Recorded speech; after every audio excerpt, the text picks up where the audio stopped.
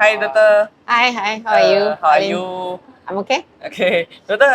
Hari ini kita buat satu video. Hmm. Ya, kita mau podcast buat teman-teman di Indonesia. Ya, Hmm. buat teman-teman sahabat Dika juga di Indonesia. Ya, dokter boleh hari ini perkenalkan diri dulu. Ya, dokter dan siapa? Saya Dr. Kwa Wun Fong. Saya dari Beacon Hospital. Saya seorang pakar onkologi. Sudah mungkin 20 tahun loh jadi pakar onkologi. Wah, Solo. Sudah 10 tahun dalam hospital kerajaan dan sekarang sudah 10 tahun dekat hospital swasta Beacon. Oh, oke. Dokter is a pakar onkologi. Hmm. Dokter biasanya kalau pakar onkologi fokus untuk kanker apa ya? Kebanyakan pesakit saya ialah kanker payudara. Saya juga tengok pesakit kanker kolon dan nasopharynx, cervix, ovari. Tapi kebanyakan kolon dengan breast cancer. Oh, berarti Payudara. dokter fokusnya untuk kanker payudara dan kanker kolon. Ya, tapi saya juga rawat kanker lain-lain. Oke. So normally kalau kanker payudara itu sekarang makin canggih ya dokter. Banyak obat-obat kanker yang baru. Ya, betul. Ada beberapa metode yang saya tahu ya kalau cancer itu banyak metode yang karena udah banyak perkembangan banyak ya. Jadi nggak perlu pakai kemo, cuman perlu obat saja atau bagaimana dokter? Ada. Untuk kanker payudara dia sebenarnya ada 4 jenis. Okay. Jenis pertama tu itu dia disebabkan oleh hormon. Okay. So kalau pesakit ada kanker payudara hormon positif, PR positif, dia boleh buat rawatan dengan makan ubat hormon, boleh makan ubat CDK4/6 targeted therapy, itu pun juga ubat makan. Tapi kalau pesakit ialah type 2, type 3 atau type 4, maknanya mereka kena buat rawatan targeted macam Herceptin, Perjeta.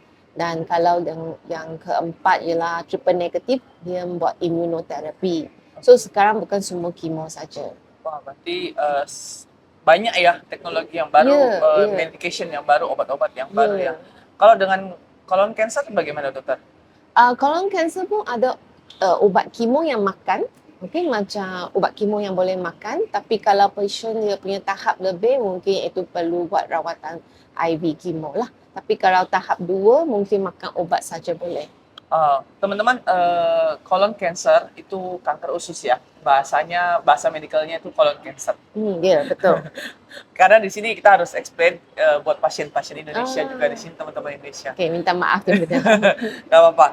Oke, dokter, next kita mau tahu selain kemoterapi, selain apa tadi yang minum obat saja, tadi katanya dokter, ada radiasi yang diperlukan juga untuk rawatan atau bagaimana dokter? Ada memang macam nasopharynx, kanker hidung tu kena buat rawatan radiasi. Juga payudara kena buat rawatan radiasi. So kena tengok apa jenis kanker dan tempat kanker tu. Bukan semua patient boleh buat radiasi lah. Oh, biasanya kalau yang harus buat radiasi itu berapa kali dokter? Kena 20 sampai 30 kali, kena tengok jenis kanker tu. 20 sampai 30 kali tergantung kankernya jenisnya apa ya? Ya, betul. Oke. Selain itu lagi dokter, apa yang bisa dokter sampaikan buat orang Indonesia, pasien Indonesia ya, kalau misalkan mereka datang berobat ke Beacon Hospital untuk perawatan kanker, apa yang kira-kira dokter boleh suggest kayak untuk screening awal atau seperti apa, PET scan? Okey, memang screening awal itu mustahak. Kalau ada apa, kena pergi tengok doktor pakar untuk dapatkan screening awal lah. Tapi jangan takut sangat nak buat screening sebab banyak pesakit dia takut nak screening. Dia takut nanti screening lepas tu kena buat kemo. Tapi sebenarnya sekarang banyak jenis ubat sudah ada, tak semestinya buat kemo. Boleh buat targeted, boleh buat immunotherapy, boleh ada ubat makan, hormon terapi. So mustahak ialah tengok doktor, bincang dengan doktor. Sekarang rawatan kanser tu sangat personalized. Maknanya bukan semua patient sama. Betul. So kita kena tengok scan, kena tengok itu patologi, itu laporan patologi. Dari situ kita kena tengok jenis kanser dan buat itu rawatan ikut patient punya keadaan. Okey. Nah, dokter, kebanyakan pasien mereka itu memahami bahwa walaupun belum ada hasil PET scan, some they are thinking like macam oh saya udah kena kanker stadium 2, stadium 3. Nah, bagaimana bahwa kita harus melakukan screening apa untuk mengetahui bahwa ini kita dalam tubuh kita sudah ada stadium 2, stadium 3. Itu PET scan memang mustahak. Kebanyakan 95% pesakit saya akan buat PET scan. Tapi kalau tak ada PET scan dekat tempat hospital tu, mungkin CT scan atau MRI. Okay, sebab itu stadium tu, itu akan tengok itu saiz kanker, itu limpa dia punya kelenjar ada berapa biji. So ini semua guna scan boleh kita tahu. Guna PET scan baru boleh tahu Dengan biopsi. dan Mustahak. kena biopsi Ya. baru boleh tahu pasien ini stadium berapa, begitu ya dokter ya? Ya, betul. Oke, jadi teman-teman Indonesia ya, kalau untuk mengetahui stadium itu harus buat biopsi dulu dan harus buat scan. Scannya itu boleh PET scan atau CT scan, baru boleh tahu pasien itu kita itu terdiagnosa sebagai kanker stadium berapa ya. Bukan hanya sekedar, oh kita langsung stadium 2, tidak begitu ya teman-teman ya. Oke. Betul, Ya, betul. betul ya dokter ya. Ya. Karena kita buat edukasi buat teman-teman di Indonesia juga. Ya. Gitu. Sebab cara rawatan pun tak sama. Walaupun sama kanser, mungkin patient A dengan patient B sama kanser, tapi kalau dia punya stadium tak sama, rawatan dia pun tak sama. Beda-beda ya dokter. Ya, beda-beda. Dokter juga kata dokter juga handle buat kanker usus. Ya.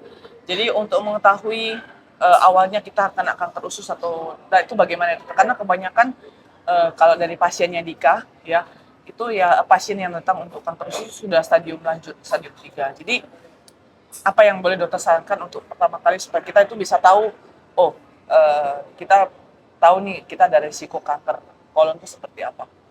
Biasanya kalau you rasa macam kalau patient tu rasa macam dia punya macam buang najis, buang air besar tu tak sama dah, sudah nampak macam warna dia beza, ada darah, patient tu mesti sudah pergi tengok doktor pakar. Tapi kalau satu patient tu dia tak rasa apa tapi dia takut, dia nak screening, dia boleh buat kolonoskopi lah. Kolonoskopi ya dokter? Ya.